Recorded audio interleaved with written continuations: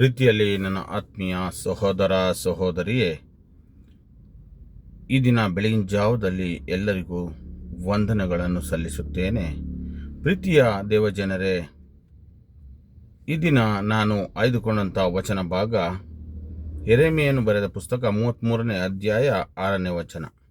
ಆ ವಚನದಲ್ಲಿ ಹೀಗೆಂದು ಹೇಳುತ್ತದೆ: ಈಗೋ ನಾನು ಈ ಪಟ್ಟಣವನ್ನು ಜೀರ್ಣೋದ್ಧಾರ ಮಾಡಿ ಅದಕ್ಕೆ ಸೌಖ್ಯವನ್ನು ಕೊಟ್ಟು ನಿವಾಸಿಗಳನ್ನು ಗುಣಪಡಿಸುವೆನು.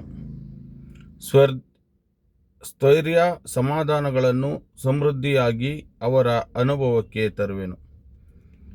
ಪ್ರಿಯರೇ, ಇದು ನಾವು ಬಹುಮುಖ್ಯವಾಗಿ ಆಲೋಚನೆ ಮಾಡಬೇಕಾಗಿದೆ. ಪ್ರತಿದಿನವೂ ದೇವರ ವಾಕ್ಯಕ್ಕೆ ಹತ್ತಿರವಾಗೋಣ. ಪ್ರೀತಿಯಲ್ಲಿ ದೇವರು ನಮ್ಮನ್ನು ಪ್ರೀತಿಯಿಂದ ಕನಿಕರಿಸುತ್ತಾರೆ. ಅದಕ್ಕೆ ನಾವು ದೇವರ ಸನ್ನಿಧಿಗೆ ಹೋಗೋಣ. ಏಕೆಂದರೆ ಪ್ರಿಯ ದೇವ ಮಕ್ಕಳೇ, ನಿಮ್ಮ ಜೀವಿತದಲ್ಲಿ ದೇವರಿಗೆ ಮೊದಲನೇ ಸ್ಥಾನವನ್ನು ಕೊಡುವುದನ್ನು ನಾವು ಮತ್ತು ನೀವು ಕಲಿಯಬೇಕಾಗಿದೆ. ಆತನ ಪ್ರೀತಿಯನ್ನು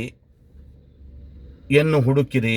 ಆತನು ನಮ್ಮನ್ನು ಪ್ರೀತಿಸುತ್ತಾನೆ. ನಮ್ಮ ಬಲಹೀನತೆಗಳನ್ನು ಆತನ ಮುಂದೆ ಮೊಣಕಾಲೂರಿ ಒಪ್ಪಿಕೊಳ್ಳೋಣ. ನಮ್ಮ ಎಲ್ಲ ಸಮಸ್ಯೆಗಳನ್ನು ಆತನ ಮುಂದೆ ಇಡೋಣ, ಏಕೆಂದರೆ ಆತನು ನಮ್ಮನ್ನು ಪ್ರೀತಿಸುತ್ತಾನೆ. ತಂದೆಯು ಮಕ್ಕಳನ್ನು ಪ್ರೀತಿಸುವ ರೀತಿಯಲ್ಲಿ ದೇವರು ನಮ್ಮನ್ನು ಪ್ರೀತಿಸುವಂಥವರಾಗಿದ್ದಾರೆ. ಅದನ್ನು ನಾವು ತಿಳಿದುಕೊಂಡು ಮೊಣಕಾಲೂರಿ ದೇವರ ಮುಂದೆ ಪ್ರತಿಯೊಂದು ವಿಷಯವನ್ನು, ನಮ್ಮ ವ್ಯಾಧಿಗಳನ್ನು ಹೇಳೋಣ. ನಮ್ಮ ಎಲ್ಲ ನೋವುಗಳನ್ನು, ನಮ್ಮೆಲ್ಲ ಕಷ್ಟಗಳನ್ನು, ಸಂಕಷ್ಟಗಳನ್ನು ದೇವರಿಗೆ ತಿಳಿಯಪಡಿಸೋಣ. ಎಲ್ಲವನ್ನು ನಾವು ಮೊಣಕಾಲೂರಿ ದೇವರ ಮುಂದೆ ಹೇಳಿದಾಗ ದೇವರು ನಮಗೆ ಸೌಖ್ಯವನ್ನು ಕೊಡುವವರಾಗಿದ್ದಾರೆ.